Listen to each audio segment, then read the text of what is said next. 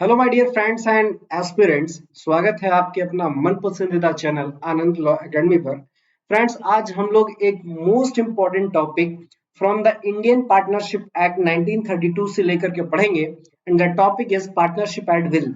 जी हाँ, जो ये एक्ट है या ये टॉपिक है आपके सिविल जज के मेंस एग्जाम में तो पूछा ही जाता है, साथ ही साथ यूजीसी नेट जेआरएफ के पेपर में भी ये पूछा जाता है। तो एक तीर से दो निशाने, सिविल जज भी प्रिपेयर कर लिया और साथ ही साथ यूजीसी नेट जेआरएफ भी पढ़ लिया। तो आइए शुरू करते हैं विदाउट एनी फर्दर डिले और जानते हैं कि पार्टनरशिप एट विल है क्या। तो when the partners have not decided about the duration of the partnership, such partnership is known as the partnership at will. भाई, पार्टनरशिप अगर आप करते हैं, फर्ज कीजिए आप और मैं एक पार्टनरशिप करते हैं फॉर अ बिजनेस, है ना, earning of profit, sharing of profits, ये एसेंशियल एलिमेंट्स माना जाता है ना। तो ऐसे ही अगर हम और आप एक एग्रीमेंट करते हैं कि सर पार्टनरशिप फर्म डालते हैं और हम ये लोग ये बिजनेस करेंगे, शेयरिंग ऑफ प्रॉफिट्स करेंगे। किस चीज का बिजनेस करना चाहेंगे आप? कोई भी चीज, जो चीज आपको अच्छी लग रही है। चलिए, नए नए स्टार्टअप्स का दौर है। एक हम मोदी जी से आगे एक स्टेप और आगे आगे जाते हैं। वो चाय बेचते थे शुरुआती दिनों में, हम लोग बीएमसी बन मक्खन चाय बेचते हैं। बीएमसी ऐसे उदाहरण इसलिए लिए हैं क्योंकि लखनऊ में एक बीएमसी नामक शॉप है जो बहुत ज्यादा अच्छी है, जहां पर आपको क्या कहते हैं, चाय के साथ बन मक्खन और फास्ट फूड वगैरह अच्छा मिल जाता है। तो वहां कभी आइए तो विजिट कीजिएगा। मान लेते हैं हम आप बीएमसी एक पार्टनरशिप में डालते हैं और बिजनेस करते हैं। तो अगर उसमें हमने लिखा कि फलाना मैं, फलाना आप, ये बिजनेस 6 महीने के लिए करेंगे कि 6 साल के लिए करेंगे कि आने वाले 16 साल के लिए करेंगे, टाइम ड्यूरेशन अगर पड़ा है, सो फार सो गुड। अगर नहीं पड़ा तो पार्टनरशिप एट विल समझा जाएगा। विल का मतलब स्वेच्छा से, जब तक चाहेंगे हम और आप तब तक ये पार्टनरशिप रहेगी। जिस दिन नहीं चाहेंगे उस दिन ये चीज खत्म हो जाएगी। ठीक है, इतनी बात समझ में आई? कोई डाउट, कोई कंफ्यूजन अगर हो तो जरा कमेंट बॉक्स में मेंशन कीजिएगा। फंडामेंटल राइट समझ के मेंशन कीजिएगा, पूरी आजादी है भाई, लेकिन वाजिब चीज। चलिए नेक्स्ट, सेक्शन 7 इसके रिगार्डिंग में बात करता है आपके इंडियन पार्टनरशिप एक्ट 1932 में। क्या लैंग्वेज क्या लिखता है? Where no specific provision is made by the contract between the partners for the duration of their partnership और for the determination of their partnership, the partnership is known as the partnership at will. तो एक चीज ध्यान रखिएगा, it is first point कि भाई partnership के duration को लेकर के कुछ नहीं लिखा गया, तब भी पार्टनरशिप और बिल समझेंगे। या फिर अगर पार्टनरशिप के डिटर्मिनेशन को लेकर के नहीं लिखा गया, कैसे खत्म होगी, तब भी हम पार्टनरशिप एट विल समझेंगे। अभी आगे एग्जांपल देंगे, केस लॉ से रिलेटेड बने रहिएगा। तो इस तरीके से हमने ये जाना एट लास्ट कि जो पार्टनरशिप है वो पार्टनरशिप एट विल दो तरीके से समझी जाएगी, दो सिचुएशंस में समझी जाएगी। बेसिकली पहली सिचुएशन, अगर कोई स्पेसिफिक प्रोविजन एग्रीमेंट में नहीं लिखा गया है कि कितने टाइम ड्यूरेशन के लिए है, तो पार्टनरशिप एट विल। दूसरा, अगर कोई स्पेसिफिक प्रोविजन उसके डिटर्मिनेशन को लेकर के नहीं बना है, तब भी पार्टनरशिप कैसी होगी? ऑन एट विल होगी। इतनी बात समझ में आई? हाँ या ना कमेंट बॉक्स में मेंशन कीजिएगा। अब एक बात और, तीन सेक्शन को जानना है, 32(1), 43 सबसेक्शन 1, 43 सबसेक्शन 2। यहां पे क्या लिखा है? A partnership at will, a partnership at will, a partner में रिटायर। अगर कोई पार्टनरशिप एट विल है और उसमें से कोई पार्टनर रिटायर होना चाहता है, how the process of retirement क्या है, वो सेक्शन 32(1) बताता है। क्या कहता है? सिंपली एक नोटिस देगा अदर पार्टनर्स को अपने इंटेंशन की कि भाई मैं रिटायर होना चाह रहा हूं, and he got the retirement. बात समझ में आई? कुछ और नहीं बवाला करना है, ठीक है। सेक्शन 43(1) क्या कहता है? Where the partnership is at will, firm में बी डिसॉल्व। ये बात करता है डिसॉल्व करने की। फर्म डिसॉल्व कैसे करेंगे आप? अगर कोई पार्टनरशिप एट विल पे है, वहां पर एक जो पार्टनर है जो फर्म को डिसॉल्व करना चाहता है, वो सभी पार्टनर्स को नोटिस दे देगा कि भाई मेरा इंटेंशन है कि मैं डिसॉल्व करना चाहता हूँ, और फर्म डिसॉल्व हो जाएगी। बात समझ में?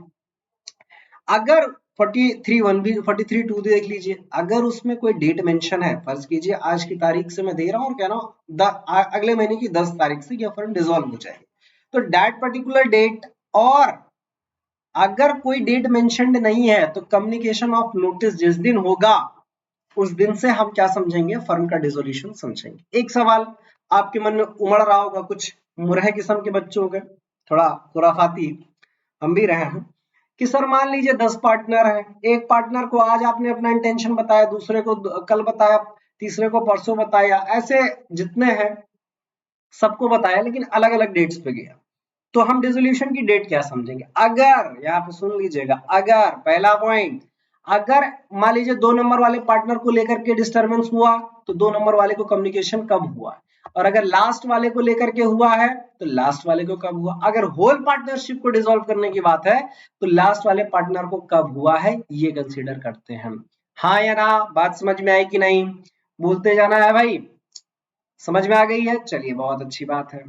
इसके बाद 2 केस लॉस जो आपको मेंशन कर डाला, तो 15 में से 10 के ऊपर नंबर ले डाला। पहला क्या है, अनुरांचल एंड कंपनी वर्सेस सदाशिवम। इसमें एक कोई पार्टनरशिप थी जो कि 3 साल के लिए क्रिएट की गई थी, हालांकि वो 3 साल के बाद भी बिजनेस को अपने कैरी ऑन करती है। मतलब जो ड्यूरेशन टाइम पीरियड है उसके बियॉन्ड भी आप अगर बिजनेस कंडक्ट कर रहे हैं तो ऐसी सिचुएशन में क्या होगा, जो पार्टनरशिप होगी वो एट विल कंसीडर कर ली जाएगी after the specific mention period. यहाँ 3 साल था तो 3 साल के बाद भी अगर वो पार्टनरशिप रन कर रही है तो इस पार्टनरशिप को हम पार्टनरशिप एट विल समझ लेंगे। देयरफॉर हमने बताया था 43(1) में कि पार्टनरशिप इस प्रकार की डिसॉल्व कैसे होती है, एक नोटिस दे करके। तो यहाँ पर नोटिस देना पड़ेगा अब आपको कि भाई हम फर्म डिसॉल्व करना चाहते हैं। बात समझ में आएगी नहीं? ये इंपॉर्टेंट केस लिख डालने का। मॉस वर्सेस इपेक क्या कहता है, partnership to be determined by the mutual agreement. ये क्लॉज पड़ा हुआ था, जो पार्टनरशिप का एग्रीमेंट किया उसमें ये लिखा गया था कि जब कभी भी हम पार्टनरशिप को डिसॉल्व करेंगे बाय द म्यूचुअल एग्रीमेंट करेंगे। वन पार्टनर मतलब कि यहाँ पे है क्या, जैसे हमने और आपने कोई पार्टनरशिप किया तो ऐसे केस में केवल अगर मैं चाहूं तो नहीं डिसॉल्व हो सकती। जब हम और आप दोनों चाह रहे होंगे तब पार्टनरशिप डिसॉल्व होगी, या हम और आप और आपके दो ये लोग चाह रहे होंगे डिसॉल्व करना, तब ऐसी सिचुएशन में जब सभी मेंबर्स, सभी पार्टनर्स क्या करना चाहेंगे, डिसॉल्व करना चाहेंगे, तभी डिसॉल्व हो पाएगा। केवल एक बंदे के चाहने से नहीं होगा। इस केस में यही हुआ। पार्टनरशिप टर्मिनेशन कैसा था, म्यूचुअल एग्रीमेंट पे डिपेंड कर रहा था, पर उनमें से एक पार्टनर ने क्या चाहा कि मैं नोटिस दे करके 43(1) के तहत फर्म को डिसॉल्व कर दूं। कोर्ट ने कहा सुनो बंधु, थोड़ा कम पढ़े लिखे लगते हो, नए नए लॉ के जानकार हो, थोड़ा पार्टनरशिप एक्ट डिटेल में पढ़ के आओ। कोर्ट ने कहा कि पहली बात तो ये पार्टनरशिप एक्ट बिल नहीं है। क्यों नहीं है? क्योंकि डिटर्मिनेशन का आपने क्लॉज डाल रखा है म्यूचुअल एग्रीमेंट। तो ऐसी सिचुएशन में क्या होगा, 43(1) एप्लीकेबल नहीं होगा और therefore can not be terminated by the notice. बात समझ में आई? इसलिए 43(1) एप्लीकेबल नहीं होगा। इतना समझ में आया? हाँ या ना? सो भाई देखिए, इतनी बेहतरीन स्लाइड आपको कहीं नहीं मिलेगी। थैंक यू आप सबको। एक चीज और, आपकी अपनी एकेडमी पर ऑनलाइन सिविल जज प्रिपरेशन कराते हैं हम लोग, ये आपको पता है। साथ ही साथ यूजीसी नेट जेआरएफ भी अब हाल ही में इनिशिएट कर दिया गया है। और आपका सबसे पसंदीदा है ना भाई साहब फैसिलिटी जो हम लोग प्रोवाइड किए हैं, major law subject wise facility. कोई भी एक इंडिविजुअल सब्जेक्ट मान लीजिए आप तैयारी करना चाहते हैं, सीआरपीसी पढ़ना चाहते हैं, आईपीसी पढ़ना चाहते हैं, कॉन्स्टिट्यूशन पढ़ना चाहते हैं, आप घर पे रहकर तैयारी कर रहे हैं, फाइनेंशियल क्राइसिस से कुछ भी है, तो इंडिविजुअल सब्जेक्ट जिसपे आपको कमांड करना है उसका भी बैच है, लाइव एंड रिकॉर्डेड बोथ है।